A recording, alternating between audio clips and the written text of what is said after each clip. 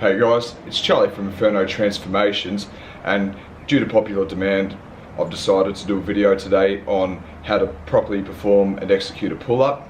Along with that, we're going to go through some of the different technical errors that are quite common that I noticed that I've experienced myself that have made this movement not optimal and just not really getting the most out of it. We're also going to cover, so say you've fixed up these little technical glitches that were preventing you and you're still struggling, you just can't perform the pull-up, just not strong enough. We're going to look at a few of the reasons why that could possibly be, and most importantly, we're going to look for some solutions so you can actually start doing some pull-ups. To perform a pull-up with the pronated grip, place your hands just outside the shoulder width apart on the bar. Next, you want to squeeze your shoulder blades together and tilt your chest towards the ceiling. Do not arch your lower back. Brace your abs like you're about to receive a body shot from Anthony Joshua and contract your quads as hard as you can. This will eliminate any unnecessary movement. Pull your elbows towards the ground and aim to bring your chest to the bar. While learning the movement, return to a dead hang after every rep so you can practice scapular control and strengthen the scapular stabilizer muscles by reinitiating the retraction after every rep. Now, there are 3 common technical flaws that I see people sabotaging their progress in regards to the pull-up, and I'd like to address these right now. The first one is called goosenecking. Now, we've probably all seen the bloke in the gym cranking out rep after hideous rep, thinking he's the shit, by stretching his neck towards the bar.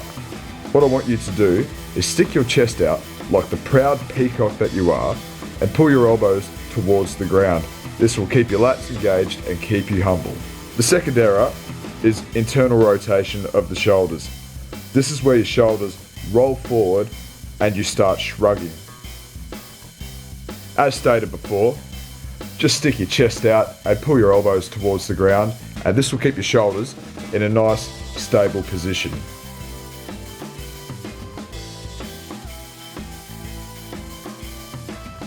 Final hindrance that I commonly see is not engaging your core.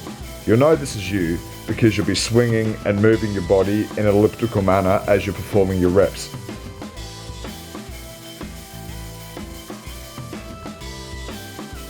You can easily fix this by tensing your abs and sticking your legs out slightly towards the front of your body just by clenching your quads. So, now we're to the part where you've tried fixing all these little technical errors, you're not goosenecking, you've brought your hands in a little bit to just outside the shoulder width, and you've got a nice big proud chest, and you're just not cutting the mustard, you're not getting up. So let's have a bit of a look at a few of the reasons why this could be. The first weakness lies in your forearms. A little muscle called the brachioradialis is responsible, as it is an underused muscle at the best of times and just happens to be the most activated when the forearm is in a flexed and pronated manner.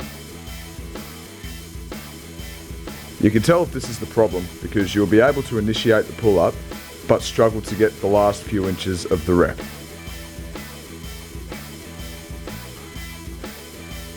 Next, we are going to address your core stability. Despite squeezing your core until you are certain you have a six-pack coming on, do you still find yourself swinging and swaying uncontrollably? If this is the case, you've got a weak core. If you find that you struggle initiating the pull-up, or notice one side of your body raises faster than the other, well, have a look at your scapular stability. Now, this is possibly the most common problem and the one that's going to trigger the most people. However, if you're watching this video, you're here to make progress, not excuses. The final weakness is just being too heavy and carrying excess body fat. Think about it.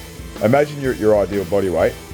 Now, imagine trying to pull that with nothing but your arms and your back whilst carrying a 20 kilo bag of cement in your backpack. Seems pretty ridiculous, right? Well, this is what's happening right now. Now, we won't go into detail about how you're going to lose the body fat, but just remember a few key principles. A structured resistance training program to maintain or even increase your lean muscle mass. Progressive overload, so make sure that each week your volume is increasing.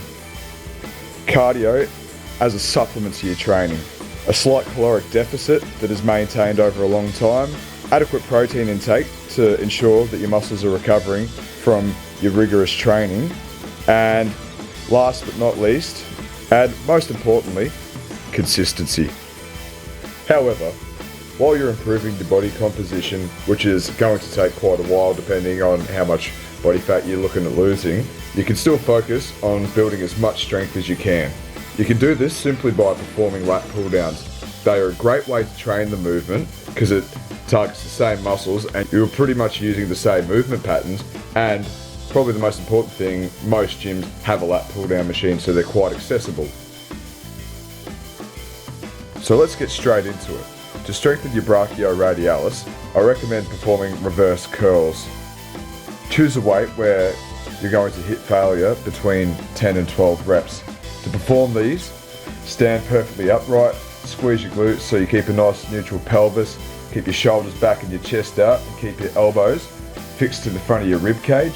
Now, all you're trying to do is just bring the back of your knuckles up towards your shoulders. Squeeze there for a second, then slowly control it back down till your arms are perfectly straight, and then repeat for the entire set.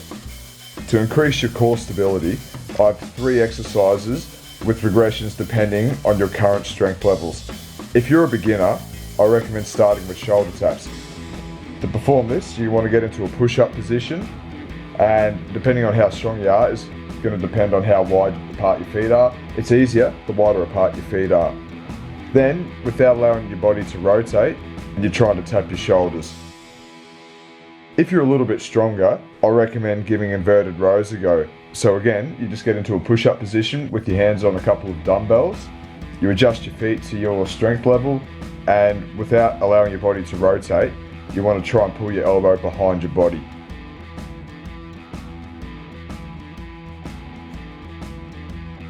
Lastly, if you're feeling really up to it and really want to challenge yourself, try single arm inverted rows.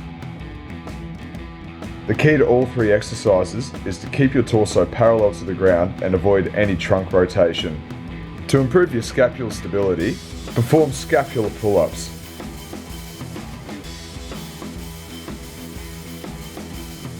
If you're unable to hold your own body weight, take it back a step and go over to the lat pull down machine and perform scapular pull downs.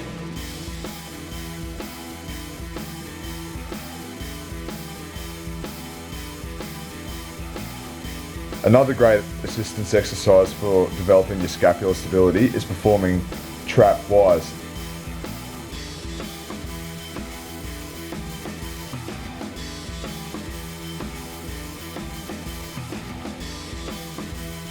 Cool guys, so during this video we've learned how to do a pull-up. We've hopefully ironed out a couple of those little technique errors that you may or may not have had. We've identified some of the potential weaknesses that might be hindering you from actually performing a pull-up. So hopefully you've been able to identify these for yourself. Yeah, so I hope you enjoy it. Feel free to chuck us a like and comment any questions you have below. You know, it's going to show support for the channel, and it helps me help you guys if I know what you guys are struggling with and how I can help with that. So thanks for watching guys, and I'll see you next time.